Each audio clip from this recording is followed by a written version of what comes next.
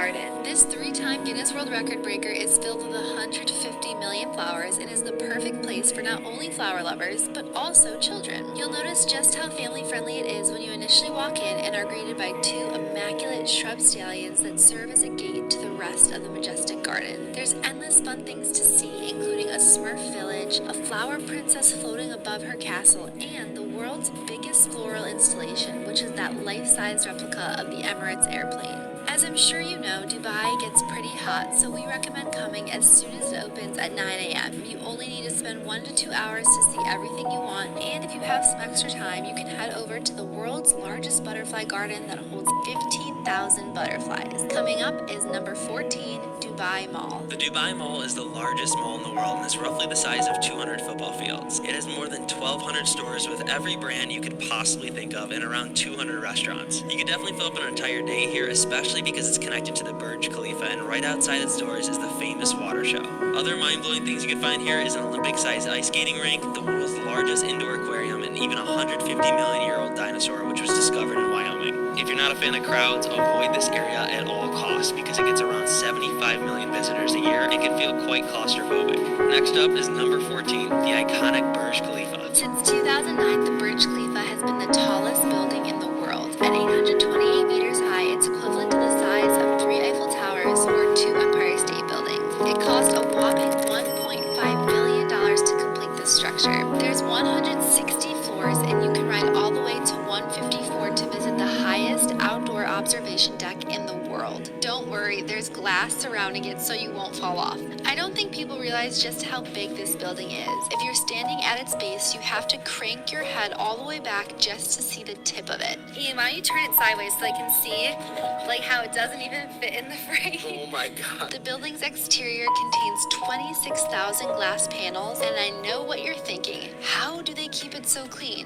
Well, they hire 120 glass cleaners, and it takes them 3 months to clean the entire building. And of course, while you're there, just outside the Burj Khalifa, you can see the world's largest water show. The Dubai Fountain was designed by a California-based company, also responsible for the creation of the Bellagio fountains in Las Vegas. It was so cool taking in the water show from above on the observation deck and then seeing it again from the ground floor. The fountains dance every 30 minutes starting at 6 p.m. The Burj lights up in the background and is truly a sight to see. Apparently, this spot is also very cool at New Year's when there are fireworks shooting from the building combined with a truly sensational water show. Next, we have number 12, Museum of the Future. This has to be one of the coolest buildings we've ever seen, and it makes sense because its nickname is the most beautiful building on Earth. The symbolism behind it, though, makes it even more impressive. The building's circular form represents humanity, the green mound it sits on represents the Earth, and the void in the middle represents our unknown future. Wrapping the outside of the windows are 3 quotes from Sheikh Mohammed, who is the Prime Minister of the UAE and the ruler of Dubai. And these quotes in Arabic are his thoughts and vision for the city's future. The Museum of the Future officially opened to the public in 2022, so it's brand new, and that's why we couldn't even get a ticket to enter.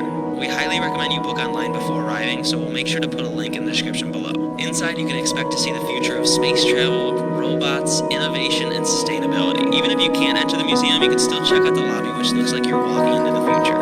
It's an all-white room with spiral staircases, mesmerizing elevators, and a ceiling that glows up with more Arabic quotes. Personally, the best time to visit is at sunset, and when it gets dark, this entire structure glows in the night with the city shining all around it. Up next is number 11, the unbelievable Palm Jumeirah. There are 3 man-made islands off the coast of Dubai, but the biggest and most famous is the Palm Jumeirah. This palm tree-shaped island stretches 5 kilometers into the Arabian Gulf, and it's so massive that you can see it from space. To create this, they blasted 7 million tons of rock from a nearby mountain and dug up sand below the Persian Gulf. It cost $12 billion and took 6 years to build.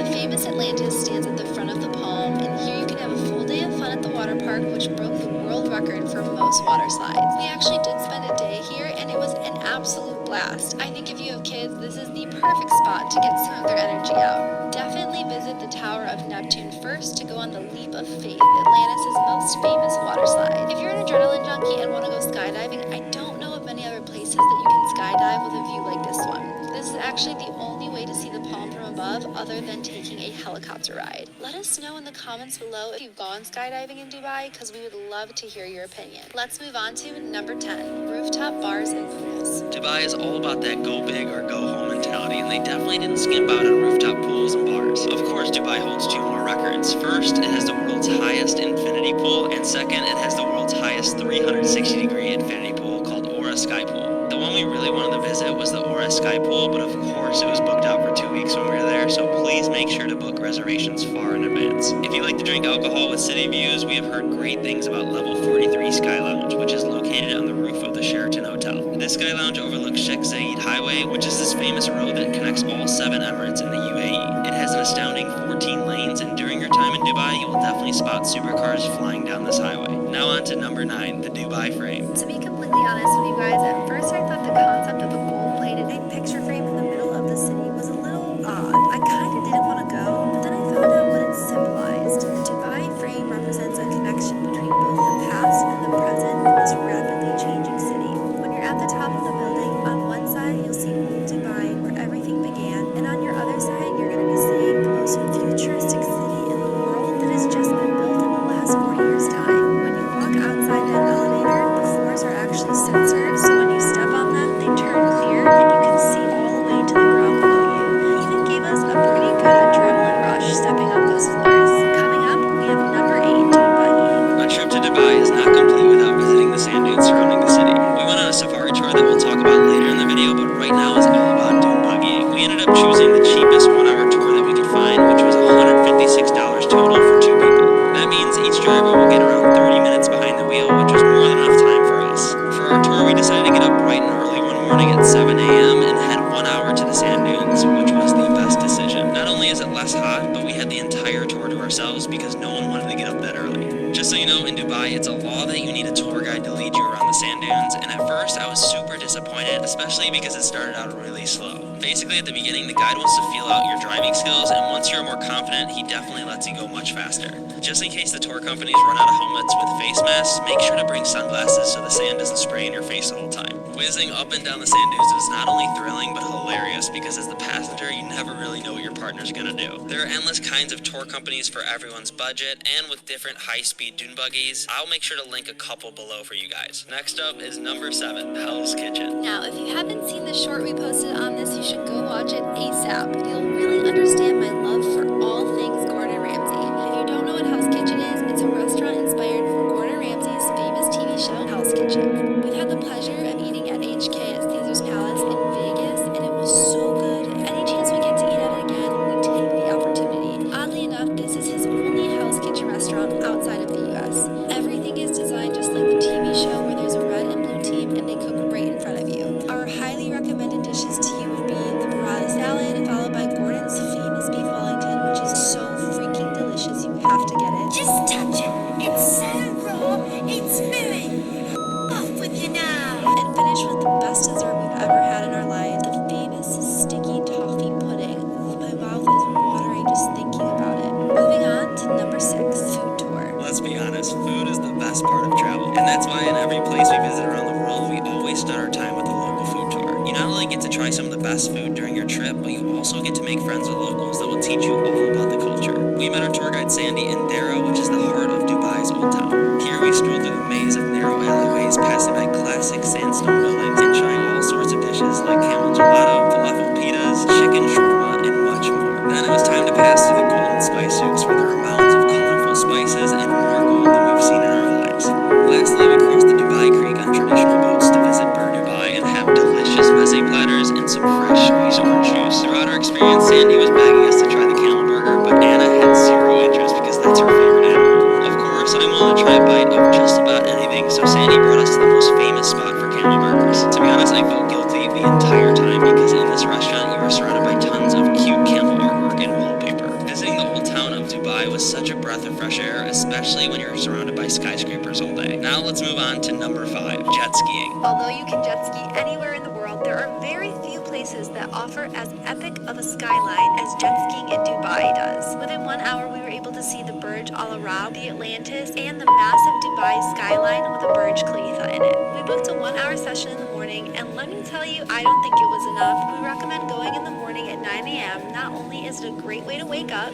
but the waves are the calmest at that time. Even though sunset sounds like it would be nice and fun, the water gets super choppy and it's way more crowded, which allows you less room to go wild. Either way, you can't get too wild because it's a requirement in Dubai to jet ski with a tour guide, but our guy was super chill and he had reached 70 miles per hour on his jet ski, so they're not extremely restrictive. Quick announcement. This entire trip and video would not be possible without our sponsor, Get Your Guide. Get Your Guide is a platform with over 65,000 experiences worldwide. Everything you see in this video was booked through their app. They offer tour guides, experiences, entrance fee tickets, and even skip the line opportunities. Just like the Burj Khalifa, we got to skip the entire massive line there. And they also let you cancel 24 hours before your tour starts, and you get all your money back. Everything will be linked down in the description below, and we get a small little kickback so we can keep creating travel guides just like this one. Next up, number 4, Dubai Marina and Beaches. Dubai is probably one of the most well-rounded cities in the world. You have world record breakers for pretty much any category. Beautiful architecture, old and new, deserts, and more fun than you could fill in a lifetime. But to have all this and be right next to the Persian Gulf with amazing beaches, you really can't beat it. Now, when visiting Dubai, you'll probably stay in one of 2 locations, either in the city center close to the Burj Khalifa or 25 minutes down the road near Dubai Marina. During our 2 weeks in Dubai, we split up our time and stayed 7 days downtown and 7 days in the Dubai Marina. And honestly, if we can go back, I would have spent more time near the marina. There's just nothing like having a $100 Airbnb a 5-minute walk from the beach. There are plenty of beaches lining up the coast, but we visited the most popular called JBR Beach right near the marina. Even though it was super crowded, it was the best spot to take in the sunset, watch yachts roll by, and even see the largest Ferris wheel in the world, which was inspired by the London Eye. Another fun thing you can do at the marina is take dinner cruises up and down the coast at night, which would be such a relaxing way to see different perspectives of Dubai. Next up is number 3, Deep Dive Dubai. Deep Dive Dubai is another world record-breaking facility allowing thrill seekers to dive into another dimension. This is the deepest pool in the world at 60 meters deep, but it's so much more than a pool. It's basically like exploring a sunken city. It seems like there are so many rooms and crevices filled with unique things to do. There's even a game room where you can play foosball or chess. That is like all my favorite things combined in one place. Deep Dive Dubai is the one thing I really wanted to do. Unfortunately, it's a bit expensive and it was all booked up while we were there. All the more reason to visit again though. Next up, number 2, Abu Dhabi. Even though this one isn't located in Dubai, an Abu Dhabi day trip is a must-do. Abu Dhabi is the largest emirate and also the capital city of the UAE. If Dubai is the financial and tourism hub, then Abu Dhabi is the oil capital. And that's because 96% of the country's oil is found in this one emirate. Right now, to visit Abu Dhabi, you need a COVID test, but most tour companies will help you set one up at your hotel beforehand. After driving an hour and a half from Dubai to Abu Dhabi, you can first stop at the Louvre Museum. If you haven't noticed, Dubai likes to copycat a lot of famous landmarks around the world, and they went over the top for the Louvre. Just for the name itself, the UAE paid France $500 million for a 30-year contract. Although this museum has a bunch of cool art, it's nothing compared to the galleries in Paris. But the real thing to be excited about here is this spectacular architecture. This massive floating dome on top of an all-white building contrasts perfectly with the surrounding blue water.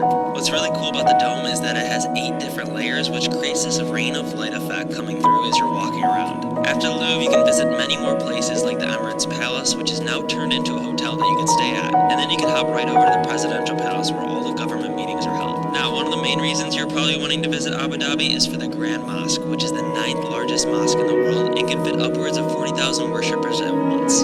This was by far the prettiest mosque we've ever been to, especially because it's all white marble. Walking around, I couldn't believe my eyes because it was just perfection. Keep in mind there is a dress code here where men have to cover their shoulders and knees and women have to cover pretty much everything besides their face. Thankfully, our tour guide was nice enough to bring an extra abaya, which is a traditional outfit of Emirati women. Another thing to keep in mind is that this is a place of worship, so please be respectful. The security guards do not want you touching each other in photos, giving peace signs, or basically any movement other than smiling. Now, coming in at number 1, the Safari Tour. The safari tour is something everyone should experience at least once in their lifetime. When you leave the city and approach the desert, you really get to see what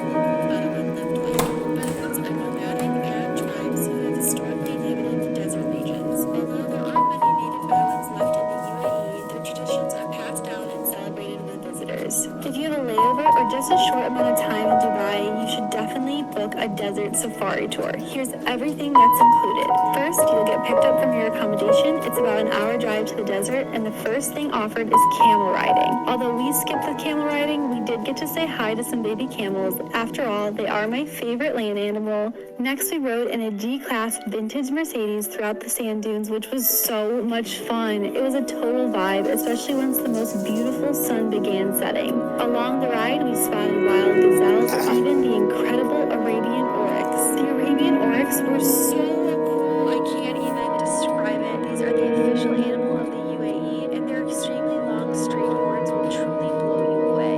When you're done adventuring, you'll head back to camp for a delicious feast, including all of the best Middle Eastern foods like hummus, tabbouleh, fattoush, lamb, and finally, you'll end the night with some traditional dancing and fire shows. I absolutely love nights like these, and I can't recommend doing a desert safari tour enough. And that is a wrap. Make sure to like and comment on this video so it gets pushed out to travelers just like you. We actually have 2 more videos you can watch on Dubai in this playlist right here. Right now, we're in Bali for the next month and a half, and we're going to have tons of videos on that. So make sure to subscribe so you always get notified.